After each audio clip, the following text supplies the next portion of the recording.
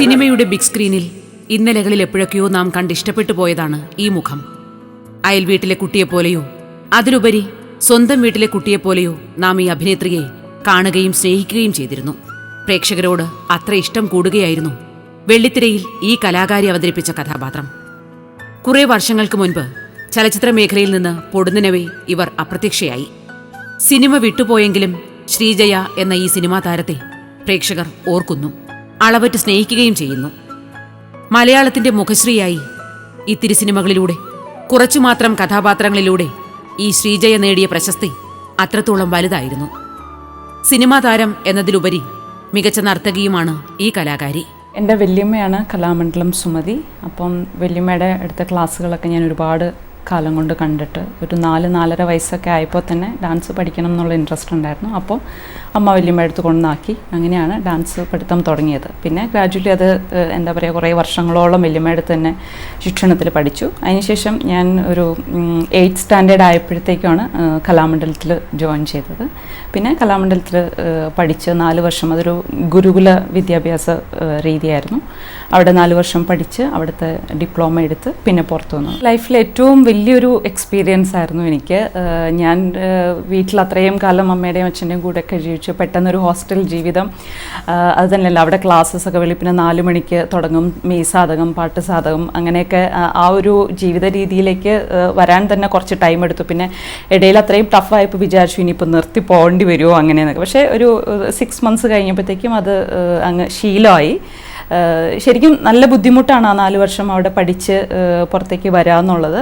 അപ്പോൾ അത്രയും ബുദ്ധിമുട്ടി നമ്മൾ ആ കോഴ്സ് ചെയ്ത് കഴിയുമ്പോൾ തീർച്ചയായിട്ടും നമ്മൾ ആ ഒരു ഫീൽഡിൽ തന്നെ തുടരണം എന്ന് തോന്നും. കാരണം ഒരുപാട് കഷ്ടപ്പാടുകളും ബുദ്ധിമുട്ടുകളും ഉണ്ട്. പക്ഷേ അതിൻ്റെ റിസൾട്ട് ഉറപ്പായിട്ട് നമുക്ക് കിട്ടും. അവിടെ നിന്ന് കിട്ടുന്ന ഒരു ബേസ് നമുക്ക് വേറെ എവിടെ നിന്നും കിട്ടില്ല. അത്രയും സ്ട്രോങ് ആയിട്ടുള്ള ഒരു ബേസാണ് കലാമണ്ഡലത്തിൽ നിന്ന് കിട്ടുന്നത്. അത് എൻ്റെ ജീവിതത്തിലെ ഏറ്റവും നല്ലൊരു കാര്യമാണ് ഞാനത് ചെയ്തത്. അതിന് ഞാൻ എന്നും ദൈവത്തിനോട്, എൻ്റെ ഗുരുക്കന്മാരോട്, എല്ലാവരോടും കടപ്പെട്ടിരിക്കണം.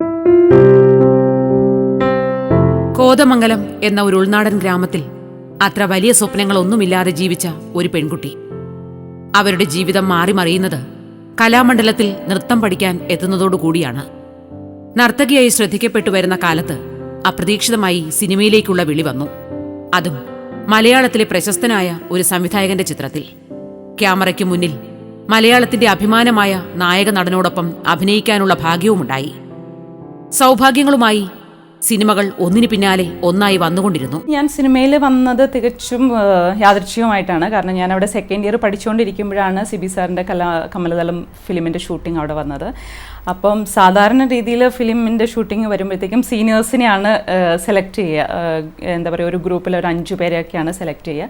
പക്ഷേ അന്ന് സാറ് നേരിട്ട് കലാമണ്ഡലത്തിൽ വന്ന് കുട്ടികളെ സെലക്ട് ചെയ്ത കൂട്ടത്തിൽ ഞാനും സെലക്റ്റായി. അങ്ങനെയാണ് ഞാൻ കമലതലത്തിൽ ആദ്യമായിട്ട് വന്നത്. അപ്പോൾ ഞാൻ കോതമംഗലത്ത് ഇരിക്കണ, കോതമംഗലം നാട്ടുകാരിയായ ഞാൻ അല്ലെങ്കിൽ ഒരിക്കലും ഫിലിമിൽ വരാൻ പോണില്ല.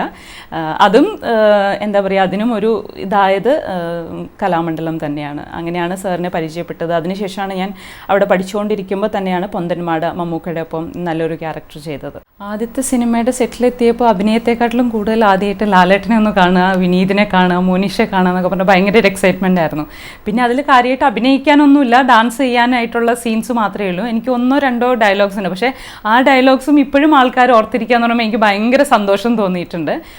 അന്ന് അതിനെ അത്രയും സീരിയസ് ആയിട്ടൊന്നും കണ്ടിട്ടുണ്ടായിരുന്നില്ല. പിന്നെ കോഴ്സ് കഴിഞ്ഞ് പുറത്തിറങ്ങി അഭിനയത്തിലേക്ക് വന്നപ്പോഴാണ് ശരി, ഇത് ഡാൻസും അഭിനയവും തീർച്ചയായിട്ടും ഡാൻസ് ഹെൽപ്പ് ചെയ്യും അഭിനയത്തിന്. പക്ഷെ അത് രണ്ടും വളരെ വ്യത്യസ്തമായിട്ടുള്ള മേഖലകളാണെന്നാണ് ഞാൻ വിശ്വസിക്കുന്നത്. ഇപ്പോൾ ഡാൻസ് ചെയ്യുന്ന ഒരു ആർട്ടിസ്റ്റ് ആണെങ്കിൽ നന്നായിട്ട് അഭിനയിക്കണം, അങ്ങനെയില്ല. നന്നായിട്ട് അഭിനയിക്കുന്ന ആളാണ് ഡാൻസിന്. പക്ഷേ രണ്ടും കൂടെ കിട്ടുക എന്ന് പറഞ്ഞാൽ അതൊരു വലിയൊരു ദൈവാനുഗ്രഹം തന്നെയാണ്. അത് എല്ലാവർക്കും കിട്ടുന്ന കാര്യമല്ല. ഞാനൊക്കെ ഒരുപാട് വർഷം ഫീൽഡിൽ ഉണ്ടായിരുന്നില്ല. പക്ഷേ എന്നാലും ഉണ്ടായിരുന്ന സമയത്ത് കുറച്ച് നല്ല ക്യാരക്ടേഴ്സ്, നല്ല ഡയറക്ടേഴ്സിൻ്റെ കൂടെ ചെയ്യാൻ പറ്റിയെന്നുള്ളത് തന്നെ വലിയൊരു ഭാഗ്യം. ഞാൻ നായികയായിട്ട് ഒരു 2-3 ഫിലിംസ് ചെയ്തിട്ടുള്ളൂ. അതിലും കൂടുതൽ ഞാൻ ഇപ്പം സുരേഷ് ചേട്ടൻ്റെ കൂടെ ലേലത്തിൽ സുരേഷ് ചേട്ടൻ്റെ സിസ്റ്ററായിട്ട് ചെയ്തു. അതുപോലെ മമ്മൂക്കയുടെ കൂടെ സ്റ്റാലിൻ ശിവദാസിൽ സിസ്റ്ററായിട്ട് ചെയ്തു.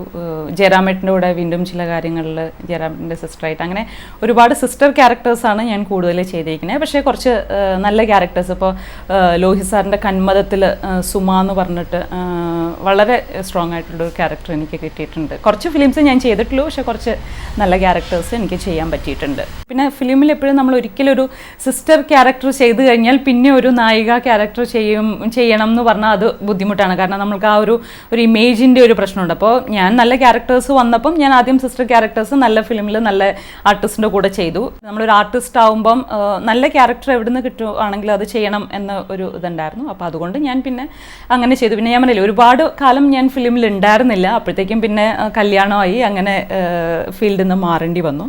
അപ്പം കുറച്ച് ടൈമേ എനിക്ക് ഫിലിം ഇൻഡസ്ട്രിയിൽ സ്പെൻഡ് ചെയ്യാൻ പറ്റിയിട്ടുള്ളൂ ശരിക്കും.